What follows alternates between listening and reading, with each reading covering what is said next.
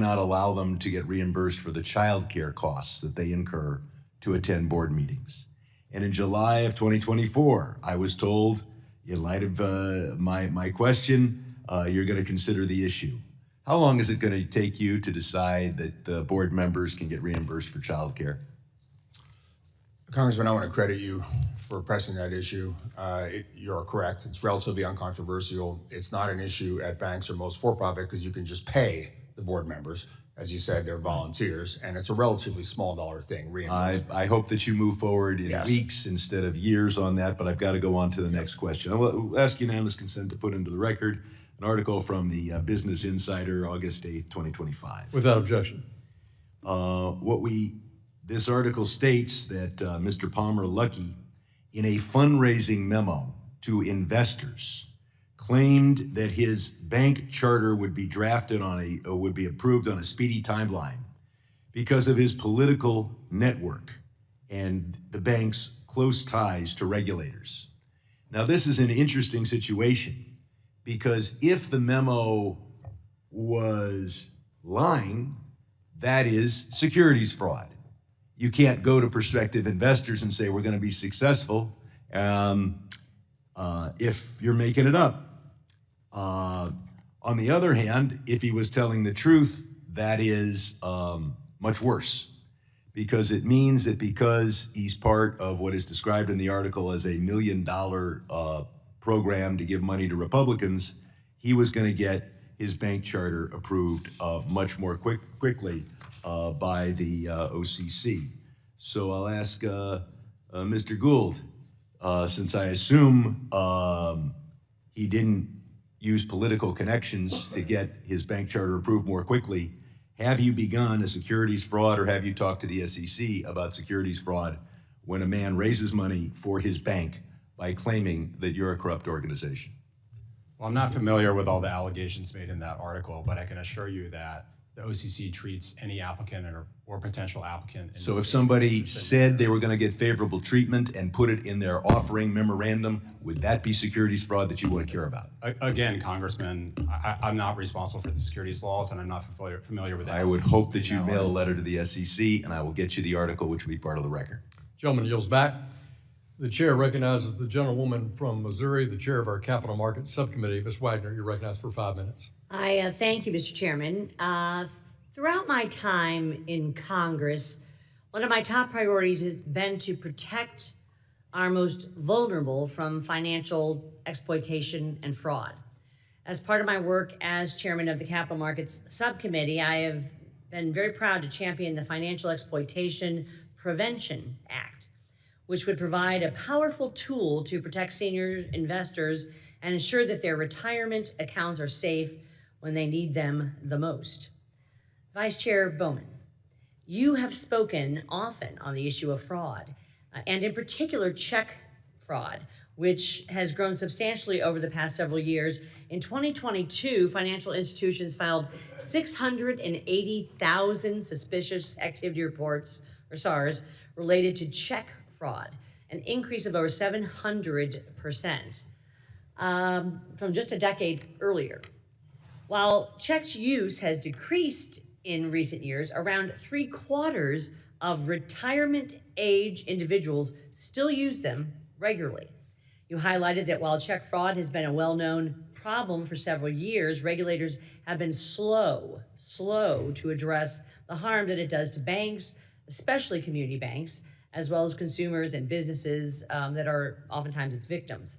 What actions do you think regulators themselves can take to address check fraud, and what areas, if any, would require congressional action? Well, thank you for addressing that very important issue. As a former community banker, I recognize that every time I speak with community bankers, this is one of the top issues that they continue to bring up. year after year. So one of the first actions that I took as the Vice Chair for Supervision was to move forward with with my colleagues in an interagency request for information to the public about check fraud and payments fraud more generally.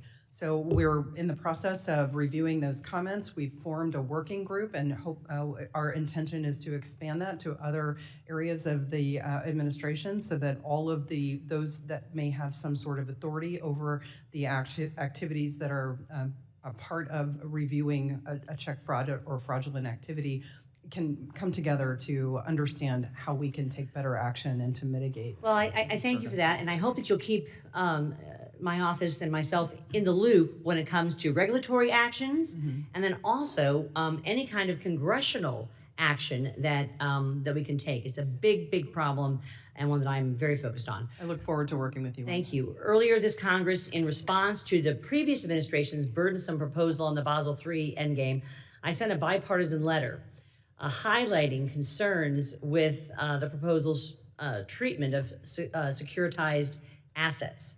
Specifically, the Biden administration went much too far in its changes to what is known as the P factor, which would have led U.S. banks to require double or even triple the capital set asides that were required of banks in Europe and other jurisdictions, even when U.S. banks would have dealt with the exact same assets. Thankfully, the Trump administration is reworking its Basel III endgame proposal to shore up the international competitiveness of American banks and free up capital to provide credit to home buyers, small businesses, farmers that would otherwise have been locked up under President Biden's proposal. Vice Chair Bowman, what is the Fed doing to ensure that this and other changes that add unnecessary red tape do not make it into any new Basel III endgame proposal?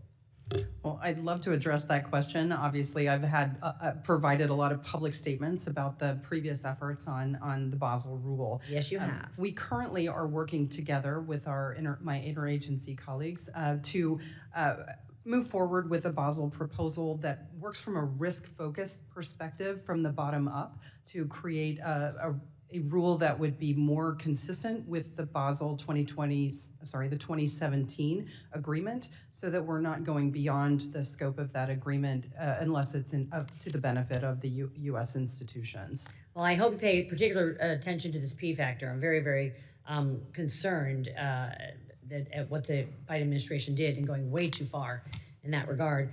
Acting Chair Hill, the FDIC, under your leadership, has done great work to ensure its regulations, including the asset thresholds that are used to determine supervision requirements. They're tailored to fit the many different financial institutions under its purview.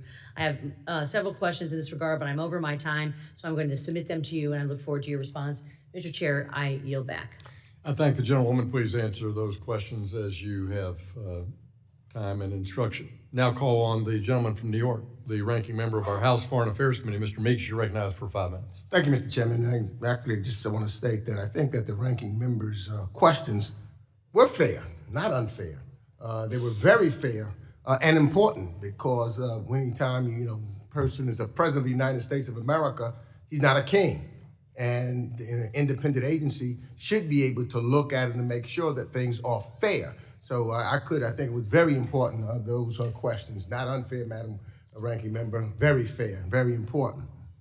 Let me turn my attention to Vice Chair Bowman, because I appreciate your outlining your plan to help community banks succeed and grow. And you described community banks in the past as, and I quote, the foundation of our financial system. And you've explained the unique value that community banks bring to the financial system, their proximity to their customers and their understanding of local credit needs, and why they fill gaps that our larger institutions often overlook. And these institutions support rural areas, urban neighborhoods, and small towns that keep families and small business connected to loans and fabric and basic financial services. That's the kind of access in underserved communities is critical for economic stability, and to try to create jobs and other things in local communities. Is that not correct? That is absolutely correct. And as a former community banker, I can attest that they do that on a daily basis, every minute of every day. Now, we also have institutions that are designed specifically for underserved communities, our CDFIs and MDIs, and they often step in when traditional lenders don't. So again, I want to follow up on one of the questions that Ranking Member Waters asked. Would you agree that these institutions play a critical role in the banking ecosystem? Yes, we recognize the value of CDFIs and the unique role that they play in providing financial services to underserved areas. So with CDFIs and MDIs, you have spoken about improving the de novo chartering application process for community banks. Is there any reason to think that MDIs would be excluded from the improvements you are considering? Of course, they would be included because they're depository institutions and they're eligible for all of the programs that the Federal Reserve provides. Thank you for that. And Mr. Gould, you said in your testimony that the OCC has taken steps to curb what you describe as debanking on the basis of politics or ideology. And you have suggested that prior administrations targeted politically disfavored industries. Now, hopefully we're going to avoid any double standards here. Can you identify any industries that the current administration has taken actions against that might raise the same concerns? Congressman, thank you for the question. The current administration, or at least the OCC, is focused on making sure that discrimination on the basis of politics or religion, of any politics or any religion, has no place in the federal banking system. So no, I cannot identify any current examples. You cannot identify. Well, that's very interesting to me. That's not been my impression when I look at some of the activities of the current administration going against some of its political individuals. That seems to be the opposite direction of which this current administration. Does the OCC have any safeguards in place to ensure that the current administration does not apply regulatory pressure to industries it disfavors? Because we've seen this administration being very outward. Those that it disfavors, it never shies away from saying exactly that. So do you have anything in place? As we've seen under both President Obama and President Biden's administrations, examiners use reputation risk at times. I'm talking about this administration. What's in place for this administration? Congressman, both the OCC and the FDIC proposed a rule eliminating reputation risk. Have you conducted any internal review to ensure consistency? Well, Congressman, we've looked at the past actions of the OCC, particularly around Operation Choke Point 2.0, and we disclosed correspondence between the OCC and banks around crypto activities in redacted form. So yes, we have conducted an investigation into our own activities historically. Gentleman's time has expired. Gentleman from Kentucky, Mr. Barr, the chair of our Financial Institutions Subcommittee, you're recognized for 5 minutes. Thank you, Mr. Chairman. The Dodd-Frank Act established a number of regulatory requirements for community banks with $10 billion or more in assets. In the 15 years since its passage, the economy has grown, meaning that banks must also grow to compete and stay competitive against their largest peers. But the thresholds on community banks have remained the same. That's why I'm drafting legislation that indexes certain regulatory thresholds for community banks to nominal GDP. I often hear from community banks that the costs of complying with these regulatory requirements impede them from growing past the $10 billion threshold, leaving them unable to compete and grow, which threatens the survival of the community bank ecosystem altogether. Specifically, the Durbin Amendment is the most costly and burdensome requirement that these smaller banks face. Vice Chair Bowman, does the current $10 billion threshold disincentivize community banks from growing, and what does this mean for the competitiveness of the community banking sector? In my experience in working with community banks that are approaching the $10 billion threshold, it certainly does disincentivize their growth. It gives them few options to be able to address the additional supervisory requirements that are imposed at that threshold level. Yeah, that's my experience as well, talking to kind of larger community banks in Kentucky who are approaching that $10 billion threshold, growing organically and in a healthy and safe and sound manner, but then are, because of the Durbin Amendment and some of these other regulatory triggers at $10 billion, they want to grow, but they have to rapidly expand their balance sheet and increase their presence in new markets and activities and new business lines to account for the additional interchange costs that they would face over $10 billion. I would think that this would raise financial and reputational risk. Vice Chair Bowman, is this counter to regulators' safety and soundness mandate, and would indexing the Durbin Amendment and some of these other requirements and these other thresholds allow banks to grow in a more organic and safe way?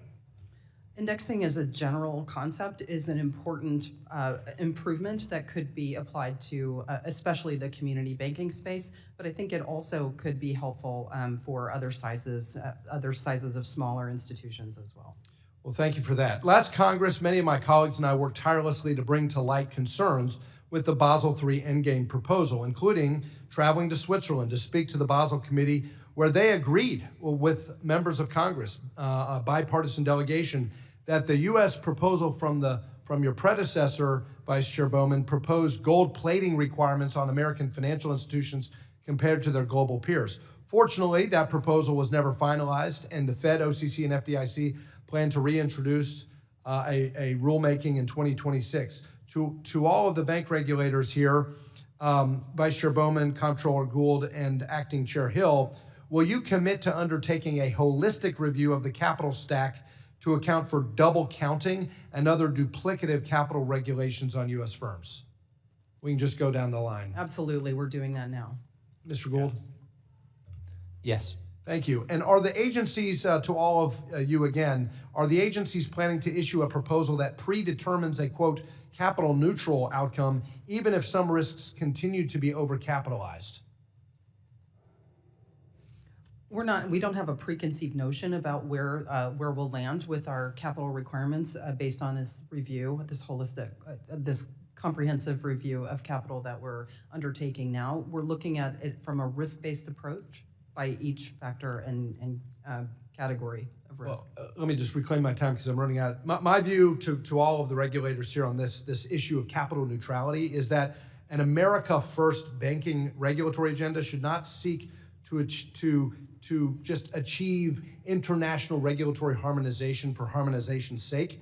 Instead, it should seek to advantage American economic competitiveness. Of course, safety and soundness, of course, making sure our banks are well capitalized, but we should not just simply be looking for international harmonization in the implementation of Basel III. We should be focused on economic growth as we balance economic and financial stability as well. Final question to Mr. Gould, Comptroller Gould. We're seeing a massive increase in energy demand because of AI data centers and the race for AI. This scenario implies significant stress on the U.S. power grid that will require major investments in generation, transmission, and grid infrastructure. I want to talk to you about removing reputational risk from your regulatory oversight agenda. Does that mean you're going to be able to greenlight bank lending to the sources of the most reliable and affordable energy, including coal mining operators and utilities interested in investing in coal? The gentleman's time has expired, and we ask the Comptroller to respond to the gentleman in writing, please. Thank you. The gentleman from Georgia is now recognized. Mr. Scott, you're recognized for 5 minutes. Thank you very much, Chairman. And Vice Chair Bowman, welcome. But I'm concerned about the versatility of our financial system here. And what we're dealing with is not just one pattern. I want to give you an opportunity to explain, for example, how the Fed is approaching tailoring these reforms and its impact on the different business models. You have lenders, you have banks, you have credit unions, and we have got to be very exact and very careful when you come and legislate the leader of the world's financial system. And that's what we're doing here. Specifically, I'm interested in whether the task of updating or indexing thresholds for financial institutions who currently fall just below the Category 1 status is still on the table. So my first question to you is this: don't you see a risk in the 2019 thresholds pulling additional financial institutions into categories that don't necessarily reflect their actual risks of those profiles? Yes, I think it's important that we are reflecting the actual risk of an institution, including its size and its complexity, the complexity of its business model, when we're thinking about how we should apply regulatory and supervisory requirements to each of those unique institutions. And in addition to some of your supervisory predecessors, a broad section of members on this very committee believe that indexing various asset-based thresholds, for example, for Category 2, 3, and 4 banks to minimal GDP does present some risk. Tell us about what you feel about these risks. I think we're currently in the process of reviewing our entire regulatory framework and trying to determine whether or not the categories that we've established continue to be fit for purpose and that they're appropriate for the banks that are currently supervised within those categories. It's important that we understand the challenges that they face, but also the businesses and the risk, business services and risks that they present to the economy and the support that they provide to economic growth. So these are all things that are important for our review, especially of the capital program. Well, I follow some of your comments, and let me ask you this. When you say, as you said, you use the word modernization. Are you proposing more risk sensitivity? Or are you simply weakening oversight for some banks and not others? Wouldn't a period of high inflation with real stagnant, real growth push these thresholds up faster? Explain the complexity. Thank you for the opportunity to clarify the work that I'm doing at the Federal Reserve Board. Yeah. As we discuss the opportunity to modernize our supervisory and regulatory framework, it allows us to look backward at the last 15 years as we've created regulations in response to our responsibilities under Dodd-Frank.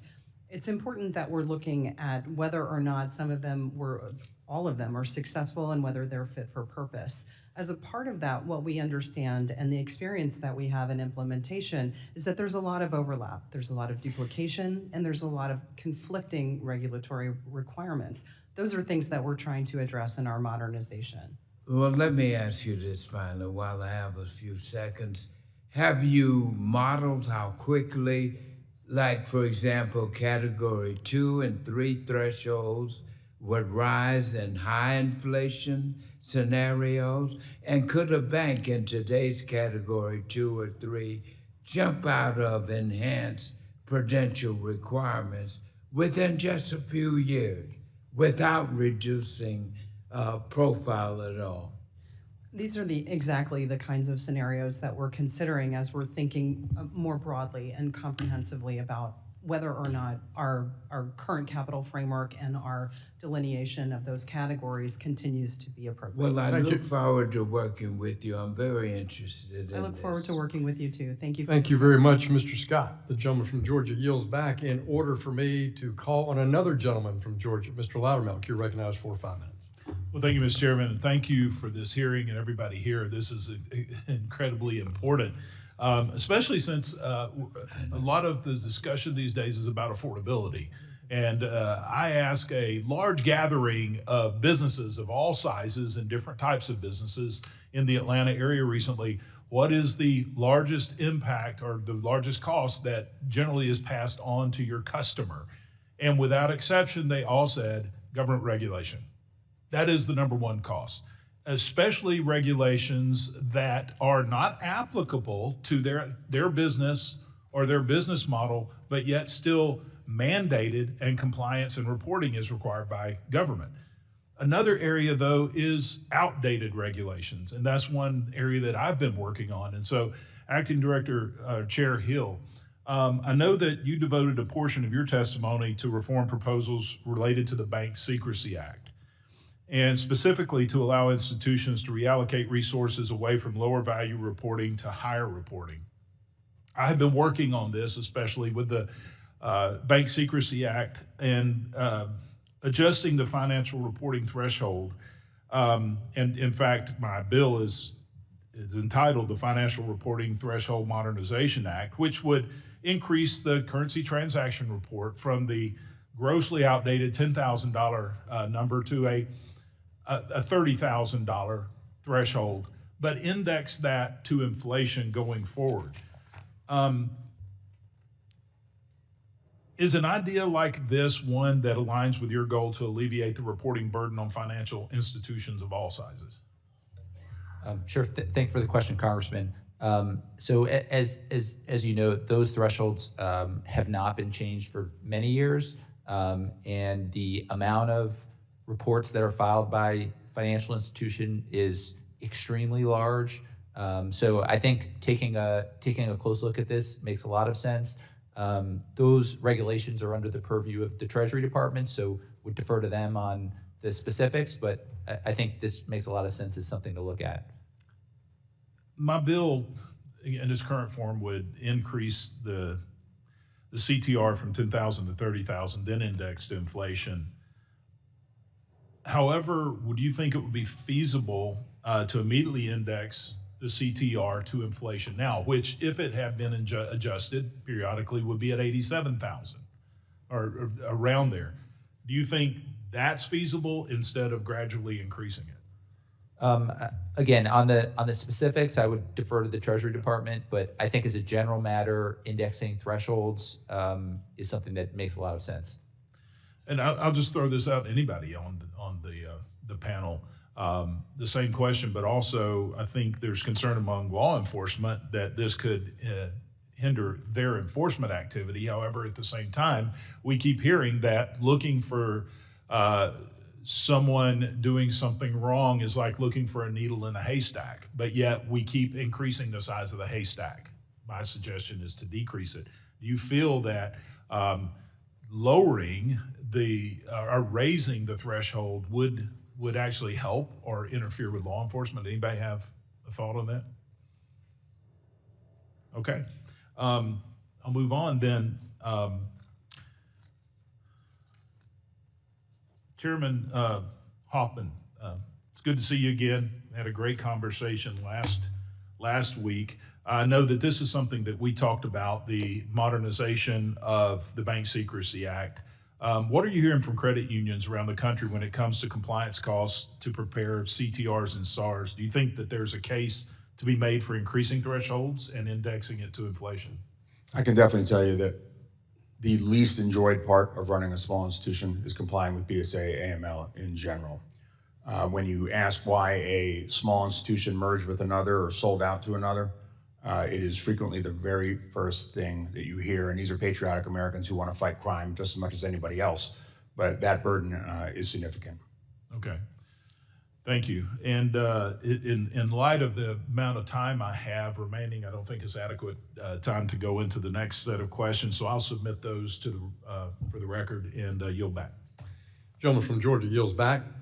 Gentleman from Massachusetts, Mr. Lynch, who's our ranking member on the Subcommittee for Digital Assets, Financial Technology, and Artificial Intelligence. You're recognized for 5 minutes. Thank you, Mr. Chairman, and to the ranking member. I want to thank all the witnesses for your willingness to work with the committee and help us with our work. Supervisor Bowman, I read a transcript of your remarks in Madrid at the International Banking Conference that was hosted by Santander. And a couple things just jumped right out at me. I gotta admit, they sounded a little bit crazy, so I wanna make sure you actually said these. You told the conference that it is critically important that traditional banks can engage fully in competing with non-bank financial institutions when it comes to cryptocurrencies. Is that correct? I don't believe I specifically said cryptocurrencies. Oh, no, this said cryptocurrencies, yes. Multiple times on crypto. That's not in question. I think I misspoke, because the work before us is on digital assets, that the Congress has directed us to provide a pathway and a framework for banks to be able to engage, or for engagement in digital assets. Yeah, but here you said, and I have the transcript here, you said you thought it was critically important that traditional banks compete with non-bank financial institutions when it comes to cryptocurrencies. That's what you told the people in Europe, in Madrid. And I'm just, it sounds crazy because you're a prudential regulator. You're supposed to be protecting depositors. You're supposed to be making sure that there's soundness, safety and soundness, that there's sufficient, capital reserves, things you just mentioned, Dodd-Frank. And it's just, I'm dumbfounded to hear that. And I want to clarify, is that the Trump administration policy now, that traditional banks should be into crypto? I want to just go back to what I said earlier. It was not my intention to say crypto. It was that we're engaged in working with banks to ensure that if they choose to engage with digital assets, that's something that they're comfortable with isn't doing. crypto a form of digital asset, though? I mean, it is on this committee. Not as you've defined it under the Genius Act. So when we're talking about things like stable coins, that's what I meant to refer to if I misspoke. These are speculative assets, though. They're speculative assets. That we've been directed to engage in Right. regulatory promulgation by Congress. They're speculative assets, and you, again, are a prudential regulator that's supposed to try to take the risk out of the system, not inject it into the system. See, there's a couple of times in our history where we've had regulators encourage banks to engage in speculative activity. One was when we had 9,000 banks fail back in the early 1930s. The second time, and I think you might have been up here on the Hill, when in 2008, when we allowed banks to speculate in the subprime mortgage market and some very exotic derivatives. And Actually, I was living in London at that time. I was not on the Hill and not engaged in. I was here. So, but anyway, those are two examples of when we allowed banks to speculate, and it was a total disaster. And I think, I got to be fair with you. I think that's a crazy idea to allow traditional banks. Remember, we're bailing them out. We don't want banks to be take unreasonable risks. We want to have customers and depositors have confidence in our banking system. And so I'm just hoping that you're not embracing that policy.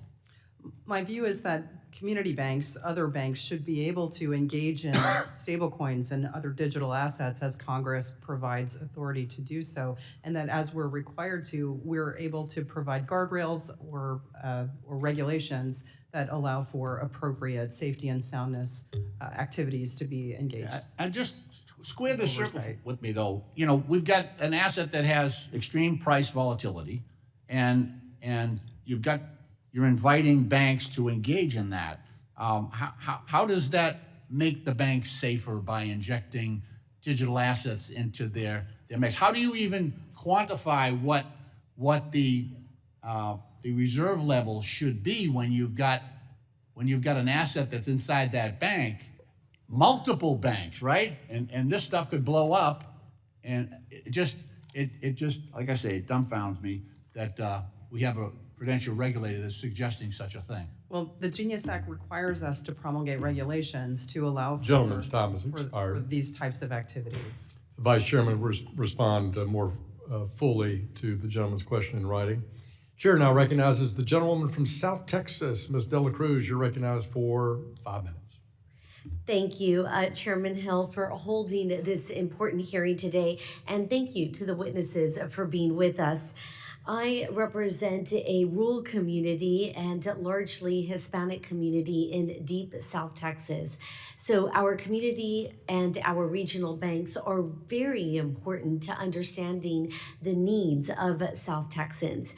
That being said, Acting Chairman Hill and Comptroller Gould, you both have an important but difficult task of trying to right the ship at the FDIC and OCC, respectively, after the Biden administration spent years directing our prudential regulators to focus on things outside your core mission. As you know, the culture of the FDIC and OCC impact the work your examiners do, and in turn impacts the ability of our community bankers to serve their clients and constituents. There's often a discussion solely around the number of examiners you employ, but as I am sure you would agree, ensuring that we have experienced examiners is very important. In your new roles, can you share how you plan to address the young and often inexperienced bank examiners that you may have? And I'll start with Acting Chairman Hill. Is this an issue that you've seen since arriving to the FDIC? Sure. Thank you for the question. That's absolutely something that we are very focused on. The retention of experienced examiners is something that the agency has been focused on for a number of years. We are considering and putting in place a number of options to ensure that we are doing everything we can to retain experienced examiners. Give me an example of some of those options. Sure. So we have one item that we're going to include in our budget for next year that's going to create a new grade level for examiners that reach a certain level of experience. And for those watching television right now, what does a grade level mean? So essentially it would mean a higher level, they would graduate to a higher level of pay, and it would accrue to their sort of retirement, et cetera. And so we have other things similarly when it comes to retention payments and things like that, essentially to ensure that examiners, as they achieve a level of experience, we want those individuals to stay with the agency because they are people that know the institutions they supervise, know the local conditions, et cetera. Sounds like we have some work to do right there, right? And Comptroller Gould, would you agree that this is an issue at the OCC as well? Well, thank you very much for the Congresswoman. I generally think we have very talented examiners across the board. We created, just in the 4 months I've been there, created a community bank supervision portfolio, again, dedicated to the needs of community banks. I've already been on 2 community bank exams, including one down in Texas. Haven't been as far south as your district, but look forward to getting there, but twice down to Fort Worth, Dallas area. I do think examiner training is very important. We want to make sure we have the resources for training kind of the next generation of examiners, particularly around kind of new and innovative technologies that some of the banks may be choosing to engage in going forward. Wonderful. It sounds like we need some work there in the FDIC and possibly even the OCC, but making sure that we have experienced examiners is very important, especially when it comes to our community and our regional banks. I have a minute of time here, so I'm going to go on to the next question. Vice Chairman Bowman, last year you called on the Federal Reserve Board to tackle and identify issues that were exposed during the bank stress test in the spring of 2023, including updating the discount window, and you've spoken a little bit about that. I have a piece of legislation bringing the discount window into the 21st Century Act. Could you share a quick update on the reforms the board is still considering to update when it comes to the discount window's operation and technology? Thank you for the opportunity to discuss the important tool of the discount window. It is certainly something we learned a lot about its functionality during the Silicon Valley Bank experience and failure. One thing that we have recognized and we're engaging with our FHLB colleagues is to recognize the importance of being able to quickly move collateral from the FHLB system into the discount window system. So we're doing a lot of work to modernize our capabilities and our operations in that space, among many other issues and areas, but I think that's probably the most critical. Thank you so much. I yield back. Gentlelady's time has expired. With that, the gentleman from Texas, Mr. Green, who is the ranking member on the Subcommittee on Oversight and Investigations, you are recognized for 5 minutes. Thank you, Mr. Chairman. I thank the ranking member as well. I thank the witnesses for appearing today. I must say that I associate myself with the comments of the ranking member. What she said took more than intellect. There are many people with the intellect to say what she said, but only a few with the courage to say what she said. It was one of, I think, the finest moments that I've seen since I've been on this committee, and I'd like to salute her and associate myself with the comments. As you know, there's a war for currency supremacy. And this war exists because the US dollar is the reserve currency of choice for the world. It's the global reserve currency. As such, its importance cannot be underestimated. Permit me, Madam Vice Chair Bowman, to ask you, could you kindly explain as tersely as possible the importance of the role of the dollar as a global currency of reserve to our economy? I agree with you, and I'm sure all of us in this room agree with you with the importance of the supremacy of the dollar as a global world currency. Dollar policy is within the remit of the Treasury Department, so other than the work that we do with U.S. Treasuries and those auctions, that's the remit of Treasury. But why is it so important? We often say that it's important, but we don't get to the nuances associated with the statement. Why is it so important? When the dollar is the reserve currency, that means other countries need and use and want the dollar as a part of their economic activities. And that's critical to the future of the United States of America and our ability to continue to maintain our current role and status in the world.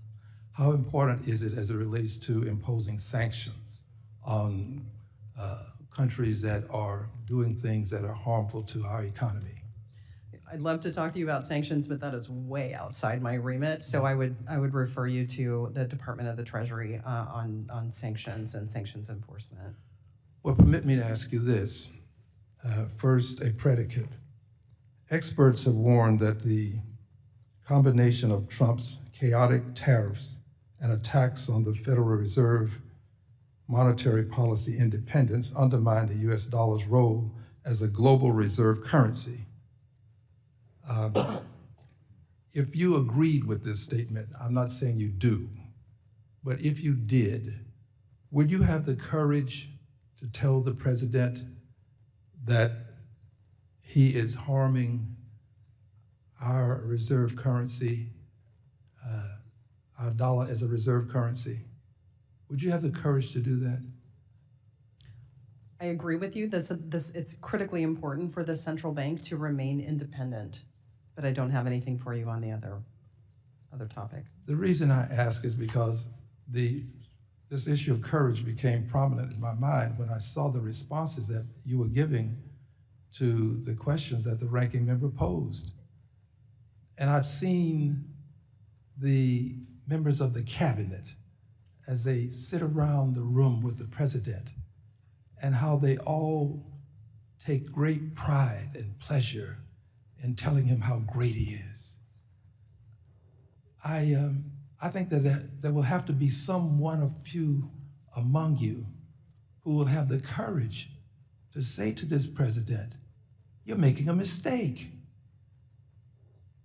If he doesn't hear persons who have that kind of courage, our economy is going to suffer, as it is suffering. Someone has to have that kind of courage. Let me ask you, Mr. Gould, do you have that kind of courage?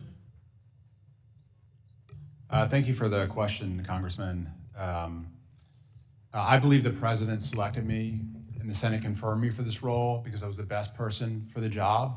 I believe I would be doing a disservice to him and to the American public if I did at any opportunity fail to give my best advice, and I will always do so. Thank you. I'm honored that you would say so. Thank you. And I would hope that others of you would adopt that language. The president can't harm you. Stand up. I yield back. Gentleman's time has expired. With that, gentleman from Tennessee, Mr. Rose is now recognized for 5 minutes. Thank you, Chairman, and appreciate Chairman Hill and Ranking Member Waters for holding this important hearing, and thank you to our witnesses for being with us today. Chairman Hill, have you had an opportunity to read Treasury Secretary Bessent and Senator Bill Hagerty's Wall Street Journal op-ed from October 30th titled "How to Make Main Street Banks Great Again"? I did read it. The authors, as you know, argue that the current regulatory framework and the perceived government guarantee for the largest banks have created a, quote, too small to succeed, unquote, environment for community and regional institutions. And they call for raising the FDIC insurance limit to level the playing field. Do you agree with their assessment of this competitive imbalance, and do you agree with their proposed solution? I think there are many challenges that the smallest banks face today. Among those challenges include things like the cost of compliance and the cost of technology. And so we are taking a number of steps through our existing authorities to try to ensure that we have a regulatory framework in which the smallest banks can succeed. When it comes to deposit insurance reform, I think it is a worthwhile conversation to be having.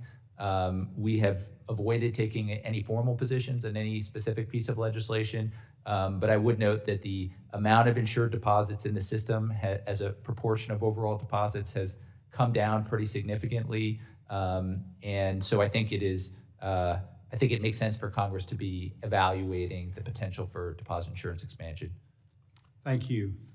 Comptroller Gould, I often hear from community banks in Tennessee and across the country that their treatment varies depending on which OCC program or office supervises them. In recent months, the OCC has issued several bulletins aimed at community banks, such as Bulletin 2025-24 and 2025-29, which seek to reduce unnecessary supervisory burdens and refocus exams on material financial risks. Both bulletins explicitly define a community bank as a financial institution with less than $30 billion in assets and state that banks meeting that definition are covered by the aforementioned bulletins. For bulletins labeled as applying to community banks, can you confirm that those bulletins apply consistently to all community banks under OCC supervision that meet your definition, regardless of whether they are overseen through the community, mid-size, large, or specialty supervision programs? Our goal would be to apply those bulletins consistently to all banks engaged in a community bank business model. Now, there are some banks that have that may be small in asset size, but nevertheless are engaged in activities that are not consistent with a traditional community bank business model. For example, significant payments activities where we would treat them a little differently. Again, we would revert back to our historic risk-based supervisory approach. Thank you. I appreciate that insight. And I would just, reaffirm that it's so important that these banks get consistent guidance and that it doesn't appear that the examiner or the program or the region of the country that they're in is in some way affecting the supervision that they're getting and the way that their examinations proceed.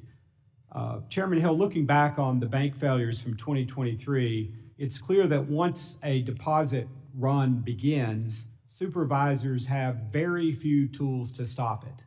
What tools does the FDIC believe it would need, either operationally or through expanded authority, to allow an individual bank to fail while still shoring up confidence in the broader system? Sure. So I fully agree that our tools are fairly limited. The tool that was, or the primary tool that was used in 2023 was invoking the systemic risk exception, which under the current statute limits us to essentially protecting creditors and depositors of the institution that failed. I think there could be some merit in allowing regulators to have the authority to provide a time-limited deposit or other debt guarantee across the system. I think if Congress were to do that, we'd want it to be time-limited with guardrails in place. Currently, there is a process where the Congress can do that through fast-track procedures, and I think what 2023 demonstrated was those fast-track procedures are still way too slow for the speed at which bank runs can spread. Thank you. My time has expired. I yield back, Mr. Chairman. Gentleman's time has expired. Gentleman from Missouri, the ranking member for the Subcommittee on Housing and Insurance, Mr. Cleaver, is recognized for 5 minutes. Thank you, Mr. Chairman. I want to associate myself with the comments issued earlier by the ranking member, Ms. Waters. Mr. Gould, your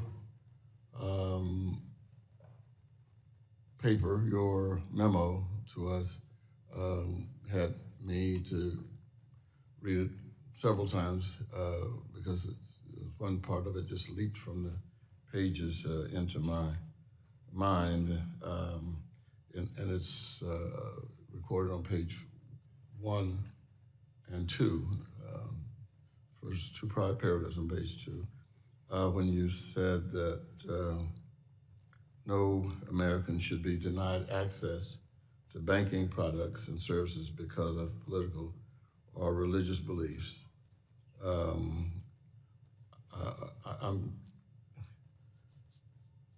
I'm curious about whether or not we have any evidence that there's been political discrimination in banking, and if there is, if you could help me understand it. Well, thank you for the question, Congressman. I think it should be an uncontroversial statement saying that we should not condone any discrimination. I apologize. I'll ask it another way. Okay. Does political discrimination exist in the American banking system? And if so, if you would give me an example, it would be helpful. Congressman, thank you again for the question. As I noted also in my opening statement, we're in the process of looking at the activities over the last few years of the largest national banks. It's premature for me to comment on the results yet of that review, but I will, of course, upon its completion, inform this committee and the public of what we find.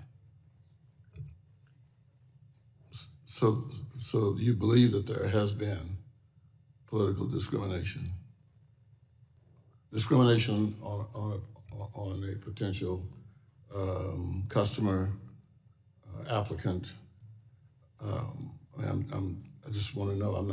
This is not a hostile question. Again, Congressman, as I just stated, we are in the process of reviewing the activities of the largest national banks where there have been allegations of political debanking, and I look forward to sharing the results of that review when it's complete with you all. Mm-hmm. So debanking, the debanking is actually preventing someone from receiving banking privileges.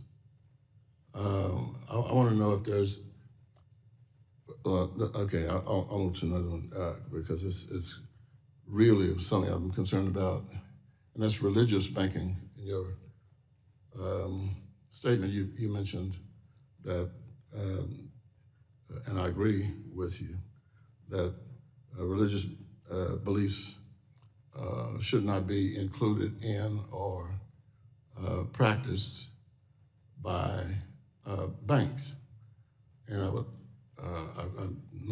done a little on this issue already. I've actually written several papers on religious discrimination. And so I don't know how religion can enter into the banking system. and there's discrimination. Can you help me? Yes, sir. So again, I'm aware of allegations of a number of religious organizations, charitable organizations that have alleged debanking over the course of the last years.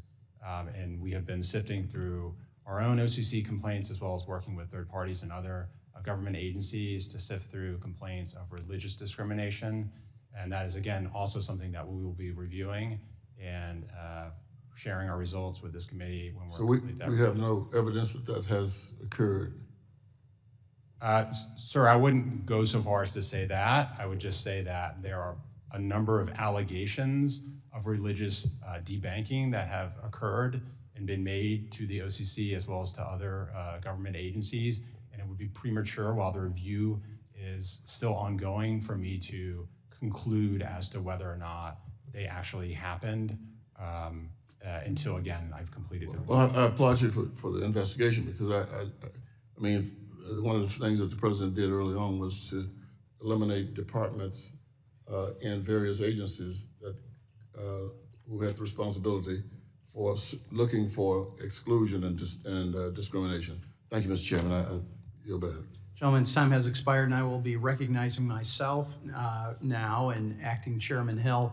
Let me start with you. In 2024, after substantiated allegations against former FDIC Chairman Marty Gruenberg, an independent report concluded that there was a lack of accountability, fear of retaliation, insufficient prioritization of workplace culture, and an abuse of power dynamics at the FDIC. We did hearings on that, and in addition, a staff report released by this committee last Congress noted that the next FDIC chairman will need to, quote, undo years of damage to morale and culture at the agency, close quote. You've been on the job for in an acting capacity for the past year. What steps have you taken, even in that acting capacity, to ensure that the FDIC makes good on the recommendations made both by this committee, but just as importantly, maybe even more importantly, the Cleary report? Sure. Well, thank you for the question. And let me start by saying that harassment, other forms of misconduct have no place at the FDIC or any other workplace, and fixing the culture at the FDIC has been a key priority throughout this year, and appreciate all the work and oversight that you and your team has done. Are the employees receptive to it? I mean, it was bad, and this was both sides recognized that it was bad. Fully agree. I think there is widespread commitment at the agency to turn the page on the problems of the past. There's been significant turnover in leadership at the agency. We have an entirely new board.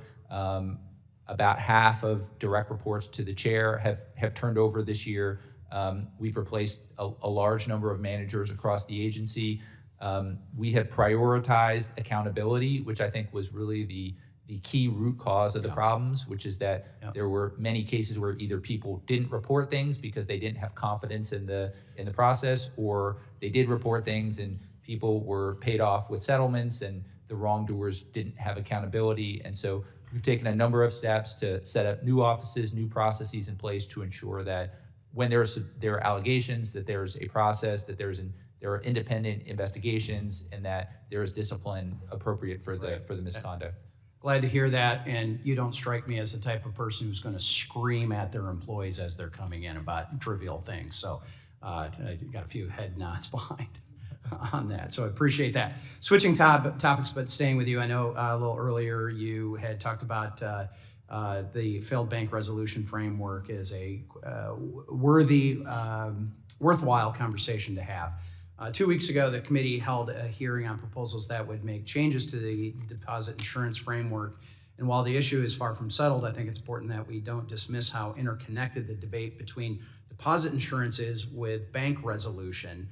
In bank failure scenarios, it makes sense to have a wide range of institutions lined up to bid on the failed banks, and increasing the proceeds received by the FDIC for its sale, and then lowering the potential costs of the deposit insurance fund.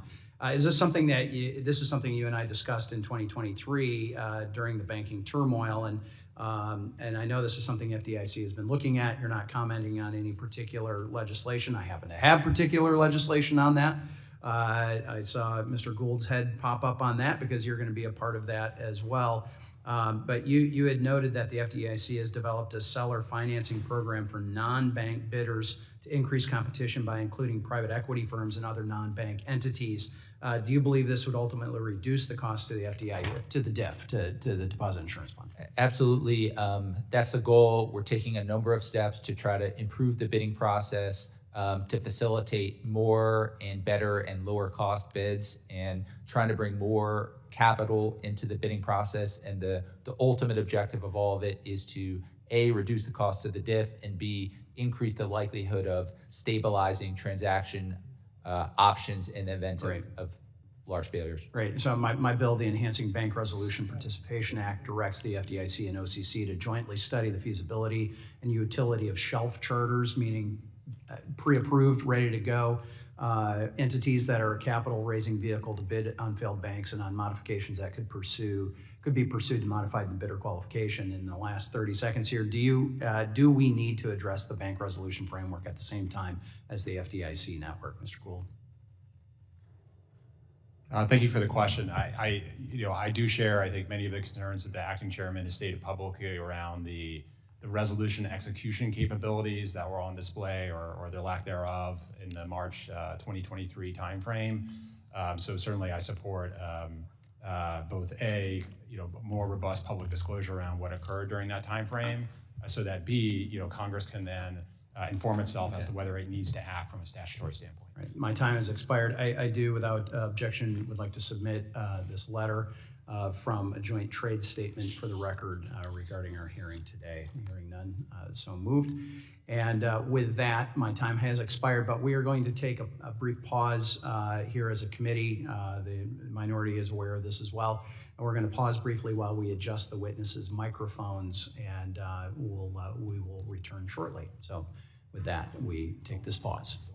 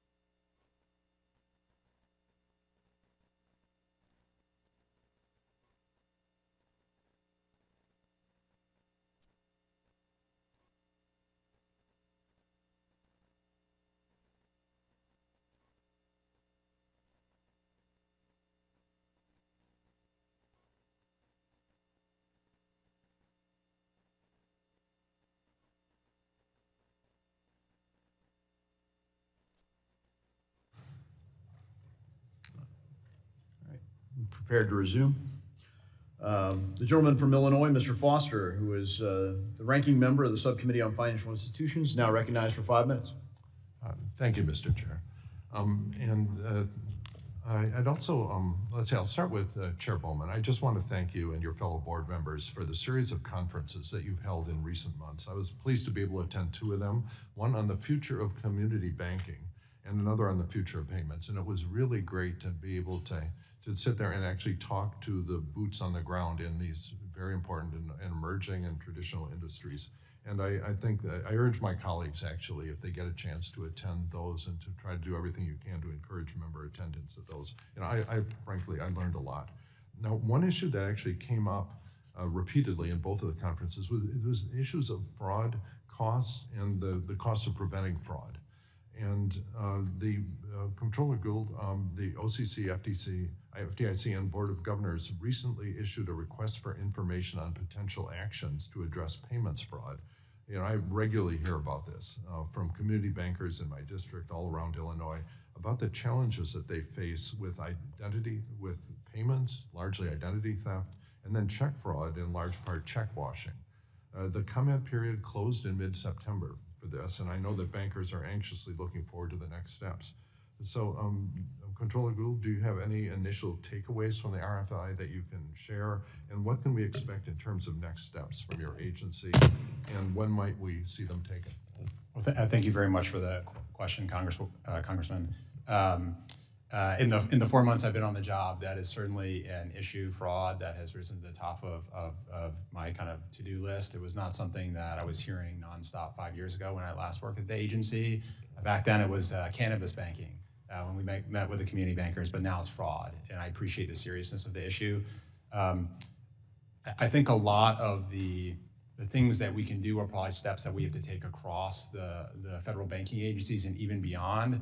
Speaking just for the OCC, one thing that I've heard repeatedly from smaller banks is concerns around check fraud, where the very largest banks, which happen to be national banks, are seemingly or allegedly very slow in refunding money owed to small banks. So we have been, to date, facilitating those complaints and making sure that the very largest national banks are responding in timely fashion.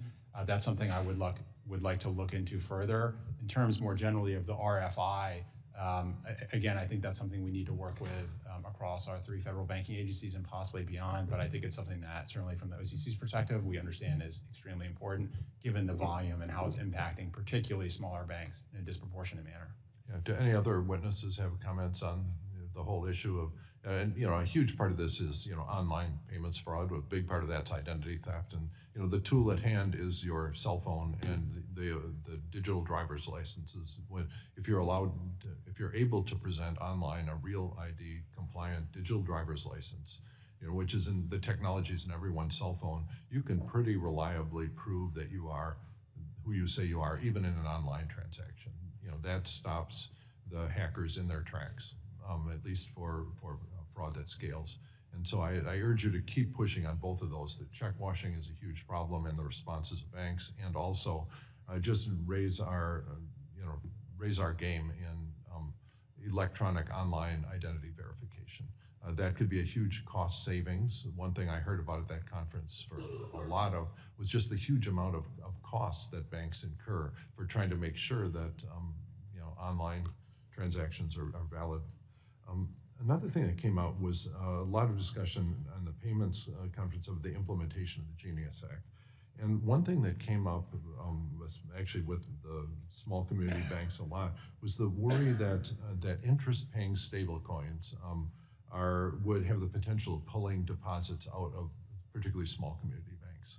That there's some estimates that say that interest-bearing stablecoins could cause more than $6 trillion of deposits to leave the banking system, and particularly the small banks that are often the only source of business investment in small towns. And so I was just wondering, it took, even though we had a nominal prohibition of paying interest on what got voted out of this committee, it's actually not. It took the crypto industry about 2 days to figure out how to effectively pay interest on this. And is this something that you think you're going to need congressional action on to prevent this from happening? And anyone wants to take a bite at that? Do we need legislation? If you could answer for the record, how serious you see this problem, because I just heard about it uniformly. The small community bankers that were present at that conference were terrified and angry about the threat. This is essentially the reemergence of narrow banking that the Federal Reserve has traditionally objected to for exactly this. The gentleman's time has expired. Thank you. I now recognize myself for 5 minutes. So look, in this committee, I want to say thanks for you all being here today. Thanks for your preparation and for your testimony today. But in this committee, we've been hammering home a simple truth. America's financial institution and our system thrives when regulators stick to safety and soundness, not targeting political rivals or picking winners or losers in the marketplace, weaponizing the laws and, frankly, the lack of laws in our government. Under the Biden administration, we saw Operation Choke Point 2.0 resurrected from the Obama administration, where Choke Point 1.0 was. We saw it in full swing. Regulators were weaponizing, quote, reputational risks to bully banks into debanking political rivals, crypto innovators, stablecoin pioneers, and everyday folks just trying to build a future. It wasn't about risk, it was about control. But here's the good news. The Trump administration is slamming the door shut on that nonsense, and many of you are in place to do that, to just follow the law and apply even-handed regulations. So thank you. We've withdrawn poison pill guidance that banned reputational risk from exams, and we're ready to unleash American leadership in our financial sector, including our digital asset sector. So today, I want to lock in the progress and make sure there's no choke point 3.0 or anything like that underway. Vice Chairwoman Bowman, how's the Federal Reserve turning the page on choke point and approaching bank participation in all markets, particularly digital assets? Well, as you mentioned, all of us are engaged in implementing the president's executive order on debanking and taking actions as a result of the directives that were contained within that executive order. What we have done specifically at the Federal Reserve is that we have eliminated reputational risk within our examination context and within our supervisory function, whether that's in guidance or in regulation. We've rescinded anything that and edited out the word reputational risk, so it no longer is a part of the vernacular at the Federal Reserve and within our supervisory context. We're also conducting an audit of supervisory and banking activity so that we understand that whether we've met those expectations and that we can do so going forward. And we're also reviewing the past activities at both the board and at the reserve banks to identify actions that would be inconsistent with the executive order. We're also contemplating moving forward with a proposal that's similar to what the OCC and the FDIC have put forward to ensure that this is a durable change, and that they're on a proposal, an NPR on eliminating reputational risk from the banking. Yeah, thank you. You also, the Federal Reserve recently talked about a change to master accounts, potentially making them more accessible and more concrete set of rules. How would that work? We're currently exploring the options that we have within our regular framework for master account consideration, and it's something that could be potentially available as we're currently reviewing how that could be effective in a limited construct.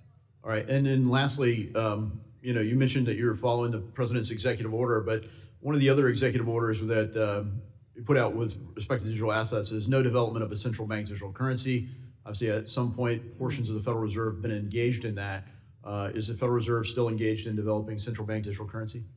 There are parts of the Federal Reserve that continue to be engaged in activities related to global activities on central bank digital currency within the construct of the Bank for International Settlements and our participation in some of their work on innovation. Does the Fed consider themselves subject to the president's executive order banning central bank digital currency? We believe that there is no authority, that Congress would have to provide the authority for the central bank to engage, for the Federal Reserve specifically to engage in creation of a central bank digital currency. Thank you.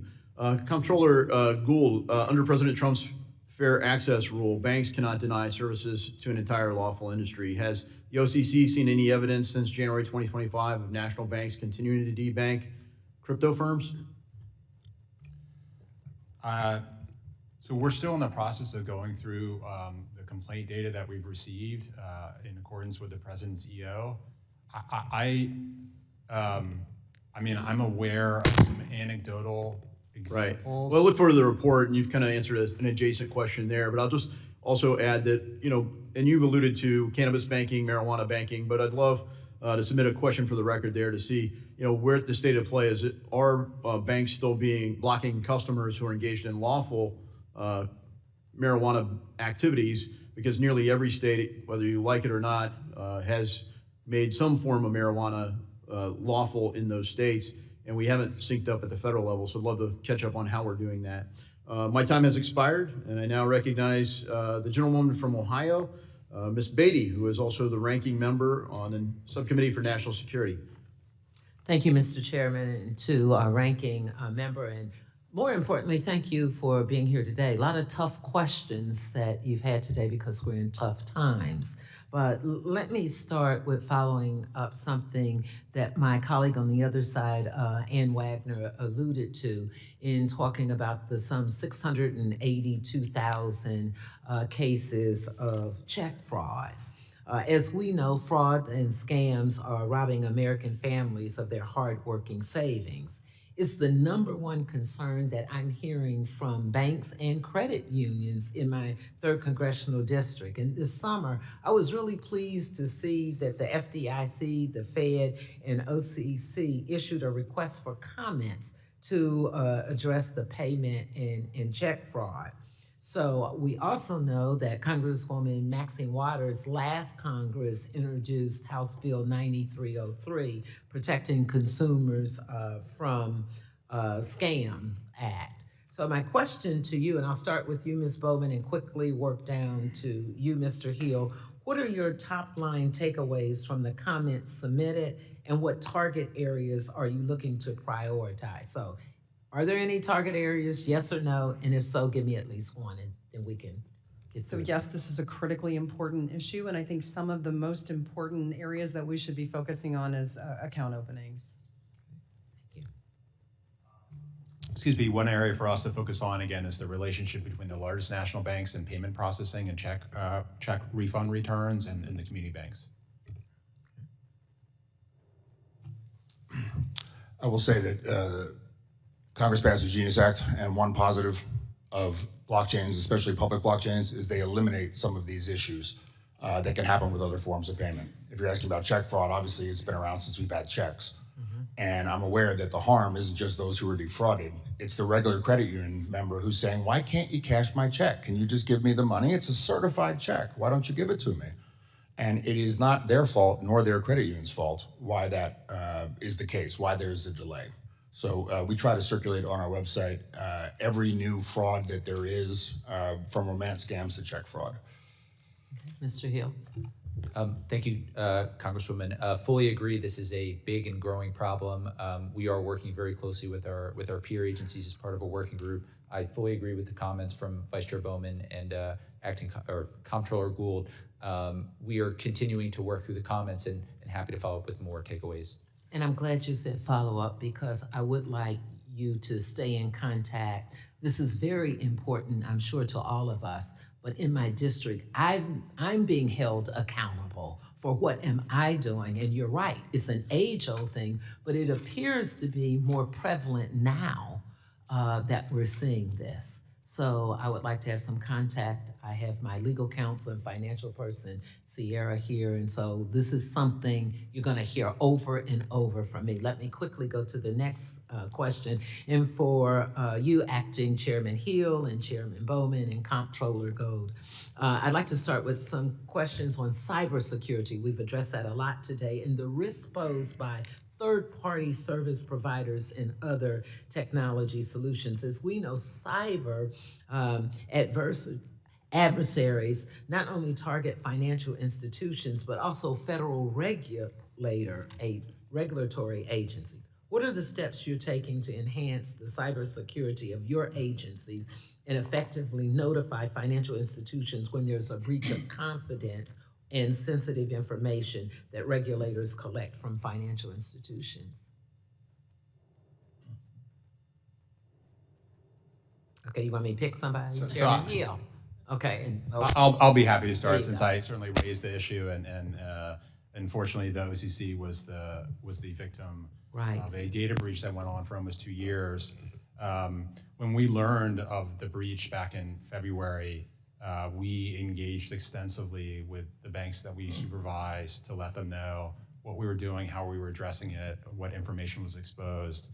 I will say that in addition to bringing on board multiple kind of forensic technical experts to analyze the issue and to make recommendations to ensure that the risk of this happening again is dramatically decreased, I actually turned our own examiners on our agency to examine us as they would a bank to ensure that we had actually made the changes that the third party had recommended, the forensic consultants had recommended. Unfortunately, my time is up. So do you all agree? Can he be the spokesperson for you all? And if it's a no, you can then get back to me. Okay. Look like you have some friends. They nodded. I yield back. Thank the gentlewoman. I now recognize the gentleman from South Carolina, Mr. Timmons, for 5 minutes. Thank you, Mr. Chairman, and thank you to our distinguished witnesses for being here today. I want to begin by commending each of you for your efforts to maintain stability in our financial system in a way that protects consumers, reverses harmful one-size-fits-all policies, and provides much-needed clarity to our community banks and credit unions. This hearing is critically important as we work to ensure that our regulatory framework remains effective, transparent, and responsive to the needs of the institutions and communities it is intended to serve. Vice Chair Bowman, I would like to begin with you. The Federal Reserve's recent finalization of revisions to the large financial institutions ratings framework is viewed by many as a common sense and long overdue improvement. Ensuring that banks are not judged solely on their single lowest component score will create a more accurate and balanced assessment of institutional health. Could you speak to the Federal Reserve's plans to implement this reform and how we should expect it to be faithfully and consistently implemented by examiners? Thank you for allowing me to provide some additional information and context to our large bank financial rating system. So when the system was initially introduced in 2019, it allowed for a single deficiency. There are 3 categories that it consists of: governance and controls, capital, and liquidity. And the initial framework allowed for a deficiency in one of those categories, not requiring it to be as a financial matter, but any of those categories could determine a bank to be not well managed. As we know, and as we saw in Silicon Valley Bank's failure, banks fail for a number of reasons that are highly predictable and always related to their financial condition. So it's important that we're not artificially judging an institution to not be well managed if we're not reviewing their financial health as a part of that determination. Thank you for that. Turning now to the need for greater regulatory tailoring, I want to thank you both, Vice Chair Bowman and you, Chair Hill, for supporting efforts to refine our regulatory regime and for advancing the policies that this committee and our colleagues in the Senate have worked on throughout the year. I consistently hear from banks and credit unions in my district that an overly burdensome regulatory framework forces them to divert time and resources away from serving their communities. At the same time, I recognize that limited resources pose challenges not only for financial institutions, but also for the agencies charged with supervising them. Reforming standing policies such as the community bank leverage ratio, along with implementing initiatives like My SMART Act, will strengthen our financial system and allow institutions of all sizes to better support their customers. Chair Hill, as we consider these efforts, how does your agency plan to improve the consistency and clarity of the supervisory process? And would legislation such as the SMART Act and the Trust Act help conserve agency resources in a way that ultimately enhances the quality of supervision? Thank you, Congressman, for the question. So we are engaged in taking a close look at many aspects of our supervisory process, trying to promote more consistency and clarity across the board. Our key goals that are informing many of the activities that we have underway. The proposed rule we issued with the OCC that would define unsafe or unsound practice and matters requiring attention is partly intended to achieve more consistency across exam teams. Our supervisory appeals process is also, that we've proposed, is also intended to promote more consistency, among other things. And with respect to the legislation, certainly happy to work with you and your office on providing feedback to anything that would be helpful. Sure, thank you for that. Finally, I want to turn to digital assets. Your agency's plans for implementing Genius and the broader conversation around future market structure legislation. In August, I hosted roundtables in my district with stakeholders from across the financial sector. A consistent theme was the future of crypto legislation and how traditional financial institutions are preparing to participate in this evolving market. These legislative efforts have the potential to reshape our financial system and reduce unnecessary intermediaries. As this work moves forward, it is essential that our financial institutions remain informed and fully equipped to adapt so that they are not left behind. Chair Hauptman, you and I discussed Genius implementation a few months ago, and I would appreciate an update on the NCUA's preparedness. I would also welcome your thoughts on how we can more effectively educate credit unions in South Carolina about the work underway in Washington. Well, Congress has given us a deadline, I believe, of July 18 next year, and it is my intention to work with my fellow regulators to meet that deadline. Obviously, that's going to be proposed rules and then final rules. We're sitting here on December 2nd and don't have either one of those yet. So obviously between now and July, it's supposed to happen. My guess is the first thing you'll see is, I believe the first rulemaking mentioned, which is how to apply to be an issuer, which for credit unions would be credit union service organizations because they don't have subsidiaries. Thank you for that. I'm out of time. With that, I yield back. Thanks. Thank the gentleman. The gentleman from California, Mr. Vargas, who's also the ranking member of the Task Force on Monetary Policy, is now recognized for 5 minutes. Thank you very much, Mr. Chairman. I want to thank the chairman and also the ranking member, and in particular the ranking member. I think what she said today was not only true, but courageous. It's sad, but I do think we're living through a pretty shameful moment in our history. And I think that is how history is going to see it. And I think a lot of the people that are here today, 10 years from now, are going to see themselves as Liz Cheney's and Adam Kinzinger's, but they weren't. They weren't. We allowed all this corruption to go on, and it's sad. I've been in politics for a long time. I got elected back in 1993. And it's interesting in hearing like this. Normally what happens, politicians, we make a statement, and our statement's pretty political, as mine just was. And then normally we go to the professionals, and the professionals give us information that's very important for us to make decisions. But it's seldom the case that the professionals use the jargon of politicians. And that's been the case most of the time that I've been here. With the exception of today, I was very interested because some of the jargon that was used today, unelected bureaucrats, by the way, that's called professionals. Unelected bureaucrats, the weaponization of finance. All of this jargon is jargon that is used by politicians. It shouldn't be used by professionals. And we saw that today, and I think that that's disappointing. Anyway, I wanted to say that because I do see a sliding right now of professionalism in the government, and I think it's sad. And also intellectualism, frankly. I mean, I see today, you know, we're trying to figure out if what we're doing at sea right now is legal or not. You know, it's the equivalent of bayoneting the wounded. When you have survivors on a ship and you hit them again. I mean, clearly war crimes. And this is what happens when we deprofessionalize the government and those that are supposed to carry out the laws. So anyway, I was disappointed in some of the jargon here today, and I'll leave it at that. Now, I do want to turn to climate change. Now, I think climate change is something that's interesting because I have been around again a long time, and it used to be that no one believes in it. Now, a lot of people do. So I'd ask you guys, how many of you believe in climate change? I'll start with you, Mr. Hill, because you're closest to me. Yes, sir, I do. You do. Why don't we go down the line? Climate is changing, that's correct, sir. Okay, is it, it is changing. Okay, I won't go into the human aspect, but you do think the climate is changing, yes. Our view on climate change and natural disasters, which are a risk to financial institutions, is that the local communities are best served to it. Nobody in Florida or Puerto Rico needs me to tell them they have hurricanes. That's right. Sir? Whether you call it global warming or climate changing, yes, I understand the climate is changing. Okay. Vice Chair? I think climate change climate change is an important policy question, and natural disasters and events happen all the time. I'm from Kansas, so I'm particularly familiar with things like tornadoes and floods. And yet you guys are pulling back from that information. It seems like now you're not participating like before. Are there no financial risks then? You are the prudential regulators. You don't see risks here in climate change? I mean, you know, you mentioned it well. I'm from California, 2 fires. It's interesting, people never talk about Kansas or places where they get hail, because actually hail is some of the largest damage that you see in insurance. It's actually hail. And you're going to see more and more of that because of climate change. And I think it's going to affect the mid part of the country significantly. But I think it's a real risk.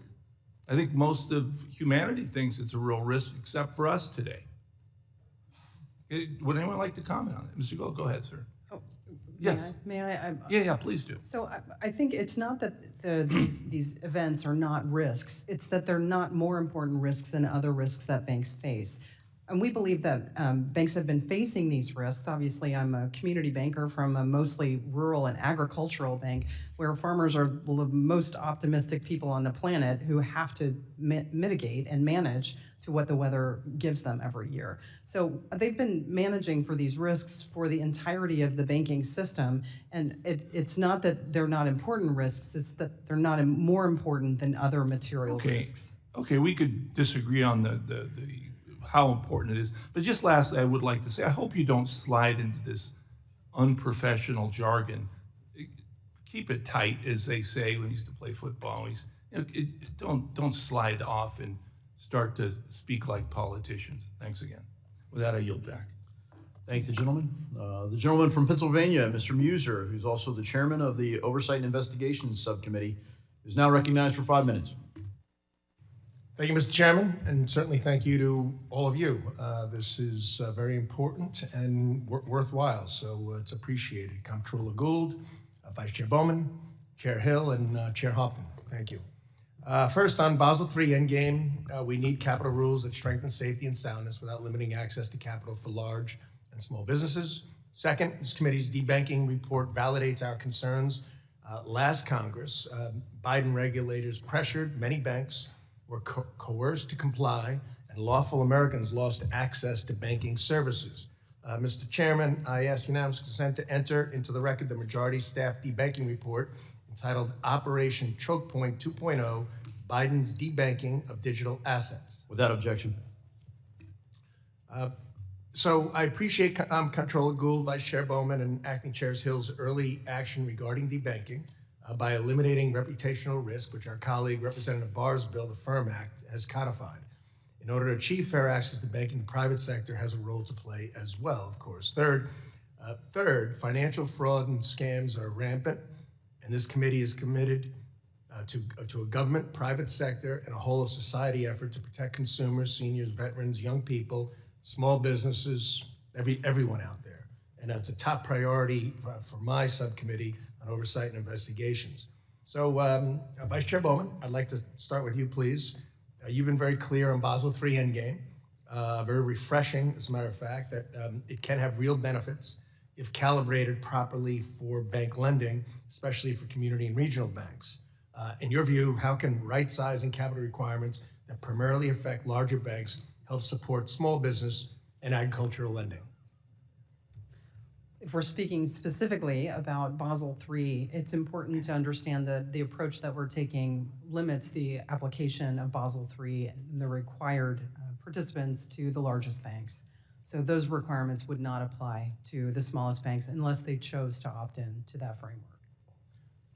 Okay, let me ask you this then. Do you plan to examine the Tier 1 leverage requirements, the GSIB surcharge, the CCAR requirements as part of your effort to right-size capital? So we're looking at all the capital framework and the capital pillars in a comprehensive way. We've already worked to address the community bank leverage ratio by setting it at the statutory floor that Congress provided us.